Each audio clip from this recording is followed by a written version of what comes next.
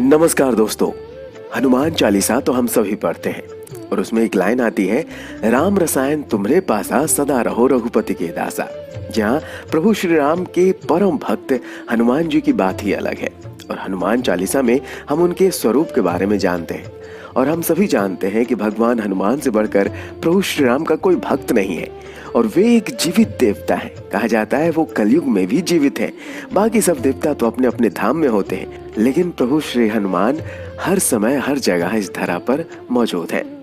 लेकिन क्या आपको पता है कि एक समय ऐसा भी आया था कि प्रभु श्री राम को अपने सबसे प्रिय भक्त हनुमान को मौत के घाट उतारने के लिए आतुर होना पड़ा था। जी हाँ, यही नहीं, जब हनुमान जी को मृत्यु प्राप्त नहीं हुई तो उन पर ब्रह्मास्त्र से भी प्रहार किया गया और वो प्रहार स्वयं प्रभु श्री राम ने किया था। स्वागत है आपका हमारे इस वीडियो में और आज के ज्ञान के पिटारे में हम जानेंगे आखिर ऐसा क्या हुआ कि प्रभु श्री राम को अपने प्रिय भक्त हनुमान को मृत्यु दंड देना पड़ा। चलिए जानते हैं, लेकिन आगे बढ़ने से पहले प्लीज हमारे इस चैनल को लाइक कीजिए, शेयर कीजिए, सब्सक्राइब कीजिए और हाँ, बेल आइकन जरूर दबाइए ताकि वीडियो का नोटिफिकेशन सबसे पहले आप तक पहुंचे। तो आइए बजरंगबली का नाम लेकर इस प्रसंग को जानते हैं। एक बार सभी महान संत और ब्राह्मणगण आपस में उपस्थित हुए। देव ऋषि नारद, वशिष्ठ, विश्वामित्र जैसे बड़े विद्वान चर्चा करने के लिए इकट्ठा हुए थे और उस सम्मेलन का विषय था, क्या राम का नाम राम से ज्यादा बड़ा है। संकट मोचन हनुमान जी भी इस सभा में मौजूद थे, लेकिन वो कुछ बोल नहीं पा रहे थे। चुपचाप मौन अवस्था में वो मुनिगणों की चर्चाओं को ध्यानपूर्वक सुन रहे थे। नारद जी का मत था कि भगवान राम का नाम स्वयं भगवान श्री राम से बड़ा है और हित करने का दावा भी किया गया। अब चर्चा समाप्त हुई तो सभी साधु संतों के जाने का समय हुआ। नारद जी ने चुपके से हनुमान जी को सभी ऋषियों का सत्कार करने के लिए कहा, सिवाय विश्वामित्र के।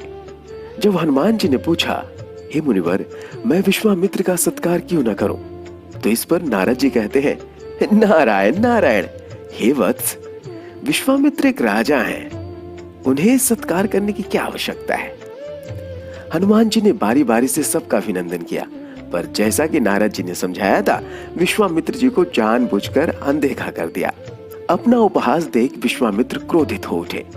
वो गुस्से से तमतमा रहे थे।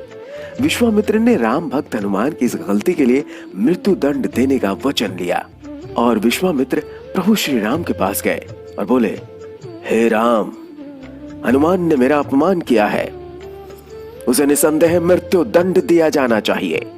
प्रभु श्री राम हनुमान जी से बहुत प्रेम करते थे, लेकिन विश्वामित्र भी उनके गुरु थे। गुरु की आज्ञा न टाला जाए, इसलिए भगवान श्री राम हनुमान जी को मृत्यु दंड देने का निश्चय कर लिया। हनुमान जी को जब इस बात का पता चला कि श्री राम उसे मारने आ रहे हैं, तो वो कुछ नहीं समझ पाए और वे ऋषि नारद के पास गए। तब ऋषि नारद ने हनुमान जी से कहा, नारायण नारायण, हे वत्स, राम का नाम तो त्रिपुरारी भी जपते हैं, आप तो बस राम का नाम जपिए, सब अच्छा होगा। ये सुनकर भगवान श्री हनुमान ने ऐसा ही किया और वो प्रभु श्री राम के जाप में लग गए। राम धुन लगते ही वो गहरे ध्यान में लीन हो गए। भगवान राम जब वहां पहुंचे तो हनुमान जी पर आक्रमण करने हेतु उन्होंने तीर चलाना आरंभ कर दिया, पर राम नाम में लीन पवन पुत्र का एक बाल भी बांका न हो सका। जब श्री राम ने ये देखा तो असमंजस की स्थिति में पड़ गए। उन्होंने मन ही मन में विचार किया कि जो भक्त मेरा नाम जप रहा है, उसकी मैं तो क्या कोई भी कुछ नहीं बिगाड़ सकता। अपने तीर विफल होते देख प्रभु श्री राम ने कई अस्त्र भी आजमाए, पर हनुमान जी के आगे सब विफल हो रहे थे, क्योंकि श्री राम को अपने गुरु के वचन का करना था। भगवान श्री राम ने फिर प्रियंकरकारी ब्रह्मास्त्र का प्रयोग किया। भगवान राम का नाम जपते हुए हनुमान जी पर ब्रह्मास्त्र का भी कोई असर नहीं हुआ। पृथ्वी पर प्रलय जैसे संकट बनते देख नारद विश्वामित्र के पास गए और उनसे कहा, हे मुनिवर, इसमें हनुमान जी का कोई कसूर नहीं है, आप उन्हें माफ कर दीजिए।